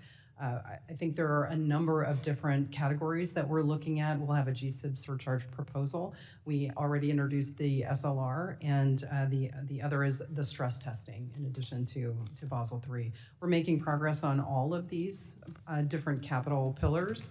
And I would definitely tell you that we're not reverse engineering an outcome. Right. We're looking to do risk assessments that would allow for us to set these calibrations according to risk. Okay, thank you. And to be clear, the Basel III would have greatly destabilized, if you will, our banking community and not helped community banks nor helped larger banks. In its previous proposals iteration, yes, I agree. All right. Comptroller Gould, the debanking report this committee issued yesterday detailed how Biden regulators pressured banks to debank crypto, energy, firearm companies, as well as politically disfavored groups, resurrecting Operation Choke Point that started under Obama. What recommendations do you have for private entities to ensure they have eliminated any internal systems or policies implemented to comply with the Biden-era regulatory pressure? Thank you for the question, Congressman. As I know before, we're still in the process of reviewing complaints and conducting our review. I would say in general, though, that over-reliance on negative news searches, which is, I think, sometimes a feature of reputation risk, could again, in an over-reliant situation, be problematic, as well as categorical prohibitions on performing or providing financial services and products to lawful business activities. Okay, thank you. Chair Hill, the FDIC under previous Chair Grunberg issued pause letters asking banks to cease all activity with crypto companies. What changes have you initiated and have planned for the FDIC to prevent regulatory abuse in the future? Thank you, Congressman. So first and foremost, we undid the policies of the past few years. So we rescinded the guidance that required prior approval, and we now treat digital asset activities just like any other novel activity where banks are expected to manage the safety and soundness risk, but otherwise have no prohibitions to serving those industries. I think promoting durability of our policies is something that is always a consideration. And so we are considering a number of steps to try to ensure that these types of things won't happen in the future. Thank you. My time has expired. I yield back, Mr. Chairman. Gentleman's time has expired. Now my pleasure to recognize the gentleman from Illinois. Mr. Caston, you're recognized for 5 minutes. Thank you, Mr. Chair, and thank you for the quick bit of exercise from the ranking member. Thank you all for coming. In 2023, former Vice Chair Barr said that the 2023 bank failures caused a reassessment of the viability of uninsured deposits as a funding source across the banking system. 2024, FSOC raised further concerns about some banks' reliance on uninsured deposits, and it could make them more vulnerable to runs. Acting Chair Hill, I think you had raised this concern in your Senate confirmation hearings, and if I'm getting this right, you had specifically said that the FDIC doesn't even have the data necessary on the amount of uninsured deposits above and below the various thresholds other than the $250,000 limit. Without getting into details, I'm curious, in your time in this role, have you directed the FDIC to start trying to get that data? So I have long believed that more granular deposit data would be useful for a number of purposes. And just because I'd love to get into what you're doing, I'm just curious if you've initiated any process there or not. So I would say there have been conversations. I've raised this at the FFIC. That's where most reporting is done through. Okay. But I would say at this stage, I know there's institutions that are collecting data, but we have not taken any steps. So still important, but haven't done it yet. So the New York Fed recently issued a paper saying that they're noticing deposits are flightier right now, and specifically in response to interest rate changes, finding that there are run risks, particularly when rates go up. Wall Street Journal reported recently that wealth management clients are more likely to pull deposits out and chase higher yield when interest rates are rising. So Vice Chair Bowman, I guess what I'm wondering is the Fed doing anything to monitor what happens if those risks run out of the traditionally regulated financial system to private banks, to other alternative investment vehicles? Are you doing any enhanced review of where that deposit flight might go? To the extent that we're aware of that as a part of our work on financial stability, we monitor as much as we can according to the data that we have, and we're able to see the transit of funding throughout the system. I'm not sure that we have specific data about whether it's going from the financial institutions into any particular entities. We don't collect data that would tell us that. We would be able to determine if funds have left the financial system, though, through call report data. Yeah, and I guess I don't mean leaving the financial system, but we've got this surge of private banking, all sorts of different types of things that are deposit-y, but not within where the FDIC or others would have oversight. And my concern is that if we got a lot of dollars that are in some other part of the system and we're not monitoring it, that is a risk at some point. I'm particularly concerned about how this all affects stablecoins. As Mr. Foster noted, there's a Treasury Department report in April that stablecoin adoption could result in over $6 trillion in deposit outflows. There's a number of other reports that have said that. I guess Acting Chair Hill, do you all have good data on how stable coins may affect deposit outflows? Have you started looking at that question? That is certainly something that we are paying a lot of attention to. I don't think anybody knows what type of impact deposit flows into stablecoins could have on the system. I know there are estimates out there. I think those are basically just guesses. Well, let me ask a more specific question then, because I think this may answer whether or not there's likely to be deposit flows. There was language that the Senate added to the Genius Act that I think creates a huge problem for your agency. It says that the claims of a customer with respect to payment stablecoins shall have priority over the claims of any other person other than the claims of another customer with respect to payment stablecoins. So if there's a bank run and you have customers of stablecoins with deposits in a bank that are not insured, that language would suggest that they have a senior claim. Have you made any effort to interpret that language? How are you going to deal with the conflict if we get in a situation like we got to in 2023 when Circle's deposits were sitting there in uninsured accounts and there was a run? Should a stablecoin depositor assume that you are going to place that customer in a senior position to insured depositors? I would have to go back and look at the statute to make sure I'm correctly understanding it, but my understanding is that language is applicable if the stablecoin issuer fails, not if a bank fails. And so from our perspective, we would still have our normal authorities, our normal priority in the case of a bank failure. That's just the provisions that would apply to a bankruptcy proceeding if a stablecoin issuer failed. We could use some clarity, particularly as the chair ranking member had noted, there's some shadiness as far as who is making these deposits. I thank the gentleman. Your time has expired. The gentleman from Texas, the chairman of the House Small Business Committee, Mr. Williams, you're recognized for 5 minutes. Thank you, Mr. Chairman, and good to see all of you today. Thank you for being here. The previous Basel III Endgame proposal would have substantially raised capital requirements for an already well-capitalized banking industry. One of my main concerns with the previous proposal was the negative effects these requirements would have on small business lending. Under the provision proposal, credit would have become more expensive and harder for Main Street businesses to secure.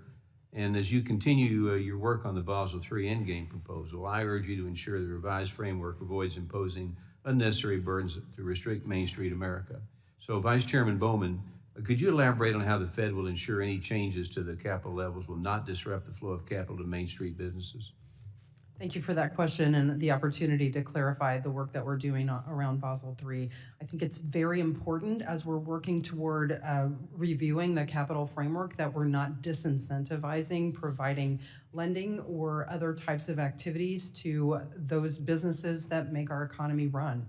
The purpose of the work that we're doing is to ensure that the banking system can support the economy in a way that allows the United States to continue to be the economic powerhouse that we are. Okay, thank you. Chairman Hill and members of the committee, myself included, sent a letter to the Fed, OCC, and FDIC urging you to take a closer look at how enhanced prudential standards are being applied across Category 2, 3, and 4 banks and to update static thresholds so that supervision reflects actual risk rather than outdated asset lines. And these EPS thresholds were set in 2019 and have not been increased since then, even though the agency said they would evaluate them regularly through notice and comment. Not indexing these thresholds has created an artificial constraint on banking activity that hurts the economy across the country and in districts like mine back in Texas. So will each of you, the Fed, the OCC, and the FDIC commit to working on an interagency basis to index these EPS thresholds? When could that happen, do you think? Yes, we will commit to reviewing our thresholds and indexing them. Enhanced prudential standards are the purview of the Fed as they apply at the bank holding company level, but we are doing similar things at the national bank subsidiary level as well. And likewise, happy to commit to reevaluating and indexing thresholds where appropriate. Okay, all right, thank you. This committee has held several hearings examining the concerning trend of consolidation in the banking sector. The federal regulators' response to March 2023 failures muddied the waters on statutory functions such as the least cost resolution mandate. Acting Chair Hill, how can Congress enhance the FDIC's resolution process, such as by by providing greater flexibility to the least cost mandate in order to promote a greater transparency and competition?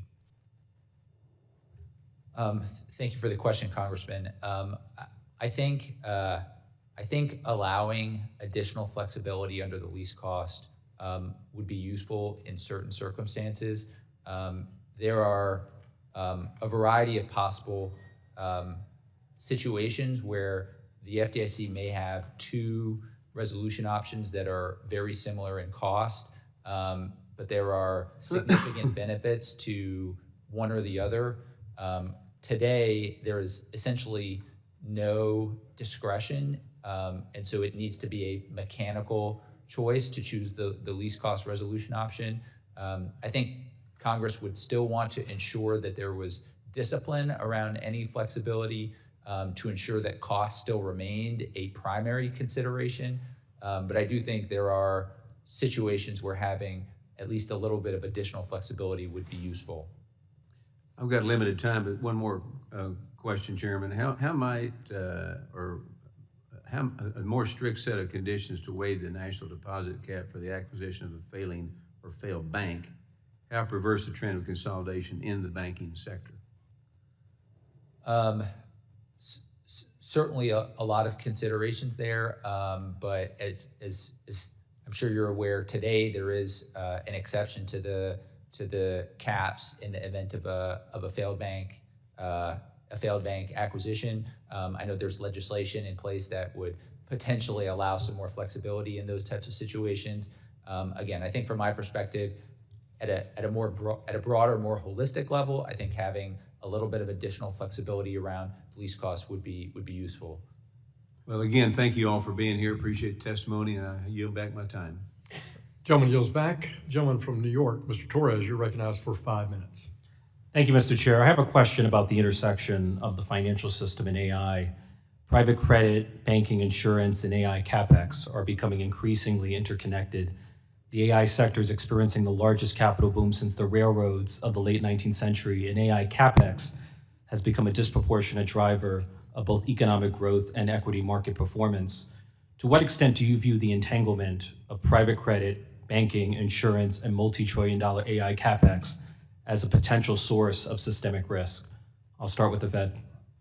Well, thank you. As the entity responsible for financial stability in the financial sector, it's a very important question that you've just raised. And it's something that we've been watching very closely to see how the AI industry and its investment has been evolving.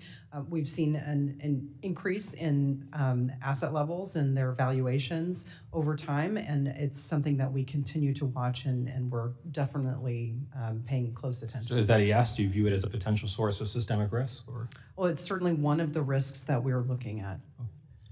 I have a question about the independence of regulatory agencies, and I'll start with the Fed. Do you see your regulatory agency as independent of the president or as a creature of the president? The Federal Reserve is an independent, apolitical agency, and as long as we continue to be transparent in the work that we do and we're accountable to Congress and the public, I think that that should continue. What about the FDIC? The FDIC is defined by statute as an independent regulatory agency. But we have also always tried to coordinate our activities with other agencies throughout the government, and so that's something we continue. But independent, okay. And Kua? Statute says that NCUA is an independent agency within the executive branch. One way you could describe our independence is we're obviously not on budget. The shutdown did not affect us. We are not funded via appropriations. That is one degree right there of independence. But again, I concur with my colleagues. We've always coordinated with the White House, and they've been a big help this time. The Comptroller, during your testimony, you spoke of your opposition to, quote, the weaponization of finance, which is a sentiment I share. You know, we've seen President Trump publicly order the Attorney General to prosecute political adversaries. If the president were to order you to weaponize finance against those same political adversaries, what would you tell him? Would you tell him, no, Mr. President, the OCC has an absolute policy against the weaponization of finance?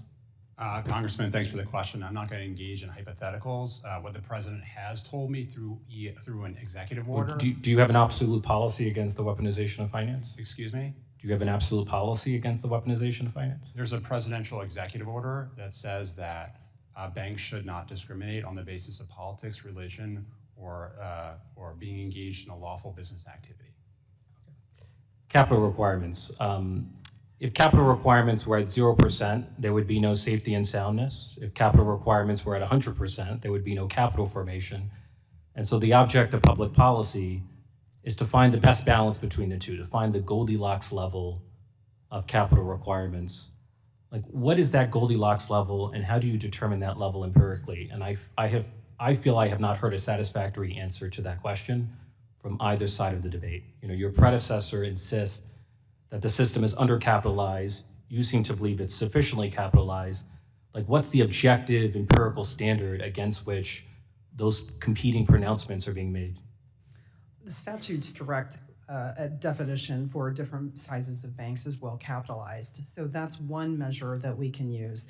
We can also look back at the capitalization of the banking system prior to the great financial crisis in the aughts and determine that that clearly was not the right level of capital in the system. So the work that was done as a result of Dodd-Frank clearly improved the levels of capital and liquidity within the banking system. It more than doubled the levels of capital, and liquidity is very strong. Is there a specific number? I don't know that we know a specific number, but we are working to achieve a review of our capital requirements in a way that allows us to assess the risk that certain activities present to the financial system or the banking system. And I want to quickly ask about, there's been public reporting that the Federal Reserve is planning to cut Supervision and Regulation Division by 30%.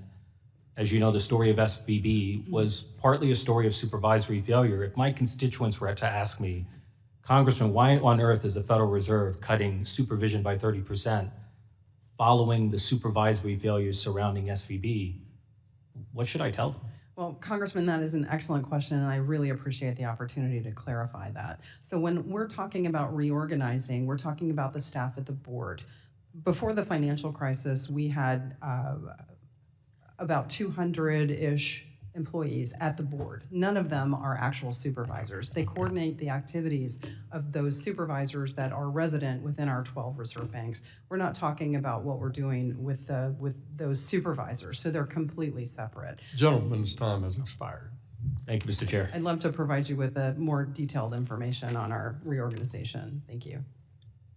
The gentleman from California, the chair of our subcommittee on Asia Pacific in the House Foreign Affairs Committee, Ms. Kim, you're recognized for 5 minutes. Thank you, Chairman and Ranking Members. Maxine Waters, thank you so much for hosting today's hearing, and I want to thank all of our witnesses for joining us today. Good to see you. Community banks across California have relied upon the community bank leverage ratio to lower their regulatory burden and invest more capital in the communities around them. As you know, I recently introduced the Community Bank Lift Act that would review and reform the components of the leverage ratio and lower the bands of the ratio. And it is for that reason, I was really pleased to see the recent announcement from the Federal Reserve regarding a proposal to lower the CBLR from 9% down to 8%. So I want to ask you, Vice Chairwoman Bowman, at the current threshold of 9%, how does the CBLR framework's regulatory burden compare to the generally applicable risk-based framework? So at 9%, it's about the same, double the regular or the well-capitalized requirement within the statutory requirements. So we're also, by using the 8% that was allowed in the 2155 and the creation of the CBLR, we continue to be around the level of double the well-capitalized. Thank you. I look forward to continuing to work together and, on the Community Bank Lift Act and create the regulatory flexibility that community banks need to better serve our communities. But I want to shift away from the community banks and focus on the U.S. operations on foreign banks. So continuing on our conversation with you, Vice Chair Bowman, as you work on amending the regulatory and supervisory process for U.S. banks, I want to ensure that you are also applying those changes to the U.S. operations of foreign banks as well. So Can I get your commitment to the principles of national treatment and level playing field as you contemplate the changes to the regulatory process and supervision of foreign banks in the United States? It's absolutely appropriate for us to ensure that there's a playing field for foreign banks and their participation in the U.S. economy and in economic activity and serving customers in the United States. This is certainly something that we will continue to keep in mind as we're reviewing our capital framework and the regulatory framework more broadly. Thank you. As you know, while those banks are headquartered internationally, they employ tens of thousands of Americans and have been essential to financing the U.S. economy. So thank you for keeping that in mind as you contemplate those changes. In Southern California, where I represent, we're blessed not only to have a strong community banking organizations, but also great credit unions as well. Having said that, I am concerned about the tools that are available to smaller credit unions in the event of a liquidity crisis. So I want to ask the next question to Chairman Hauptman. Right now, some associate credit unions lack access to the Central Liquidity Facility, CLF. What are some of the barriers that credit unions face in accessing that CLF, and how can we ensure that more credit unions have access to CLF? Yeah. I appreciate you bringing that up, Congresswoman. Liquidity is obviously crucial for every financial institution. We examine for it. It's the L in Camels. And if a liquidity crisis, if you could see it coming, it wouldn't be called a crisis. Vast majority of credit unions, over 3,000, are below 250 million in assets. Right. For the small ones, the median number of employees is 1. How do you get there? Because there's a lot that have 0, like church credit unions, where their employees are employees at a church. For a period of time there, Congress allowed the corporate credit unions to serve as an agent when there's a liquidity crisis. That authorization has lapsed. We have done everything we can to make that applying for our central liquidity facility. We made it easier to find on our website. It's only 12 pages. We promote it. How easy it is to do. That said, the reality is most of the small credit unions do not have access to it. They haven't gotten around to it for a variety of reasons. And for a period of time, they were allowed to use their corporate credit union as an agent in a liquidity crisis. Thank you. I'd like to put in the last question. And in the communities I represent, there are new digital banks along with community banks and credit unions. And the ones providing fair and affordable financial services to small businesses and working families. So I want to ask you, Comptroller Gould, as you evaluate changes in supervisory and capital expectations, will the changes also apply to banks with the same asset threshold that focus on novel tech-driven businesses? If I could ask the Comptroller to respond in writing to the gentlewoman from California. I have time. You're overtime, I'm sorry to say. A gentleman yields back. The gentlewoman from Texas, Ms. Garcia, you're recognized for 5 minutes. Thank you, Mr. Chairman, and thank you for all the witnesses for joining us today. I'm glad we got to sneak this hearing in before the end of the year. For a second there, I was worried we would go through the whole year without hearing from our regulators, so welcome. Similarly, this committee has not yet had the opportunity to hear from the acting director of the Consumer Financial Protection Bureau, CFPB, despite the statutorily mandated semi-annual report to Congress. So since I can't ask Director Vogt, I will ask Vice Chair Bowman, in the absence of the CFPB, do you know if anyone at all, is supervising and examining the largest banks in the nation for compliance with federal consumer protection laws? Well, thank you for that question. I too value the importance of consumer compliance, regulation and enforcement and supervision. I oversaw that capability at the Federal Reserve for the first 6 years that I was on the board. We do have a responsibility at the Federal Reserve for the question is, do you know of anyone that's actually doing it? We are at the Federal Reserve. We have responsibilities for a narrow set of consumer compliance regulations for all sizes of institutions that are state member banks. Are you aware of anyone else that has taken on the role of doing this? I believe that the other regulators have the responsibility in that narrow context as well. So, Mr. Gould, is that true? Thank you for the question, Congresswoman. The OCC's approach to consumer protection has not changed, but as you know, under the Dodd-Frank Act and specifically Title X, the Consumer Financial Protection Act, The CFPB has certain exclusive authorities, such as supervision authority, for banks with more than $10 billion in assets. So, but the question was, do you know if anyone that is actually doing the work of supervising and examining the largest banks? Again, Congresswoman, the OCC's approach to consumer protection has not changed. So we continue to have enforcement authority, but we do not have supervision authority because Congress stripped us of having supervision authority in Dodd-Frank. And Mr. Hauptman? Just to make sure I get this right, do you mind repeating what you're asking?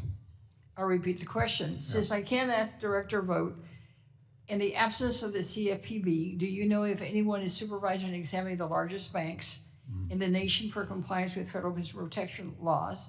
And in response, Ms. Bowman said that they had some supervisory review and that all the others do, which is why I'm asking each one of you now. I got you. All right, yeah. I would have got it right the first time, but I'm glad you repeated that. Less than 1% of credit unions are over the 10 billion threshold. Out of 4,300, I believe there are about 20 that the CFPB was on site. So all things considered, what the CFPB does or does not do is less of an issue for credit unions, just given their size, but we are continuing to enforce the law. Then your answer is no. I mean, are we examining that? So you're not looking at it because it's way above the threshold that credit unions. My point is that less than 1% of credit unions were examined by the CFPB in the first place. I'm just trying to get my hands around the scale of the issue here, but we are certainly enforcing It's all right, then I'll move on, Mr. every Hill. consumer law. Similar to my colleagues, we do have authority over certain consumer protection laws for the largest institutions that we supervise.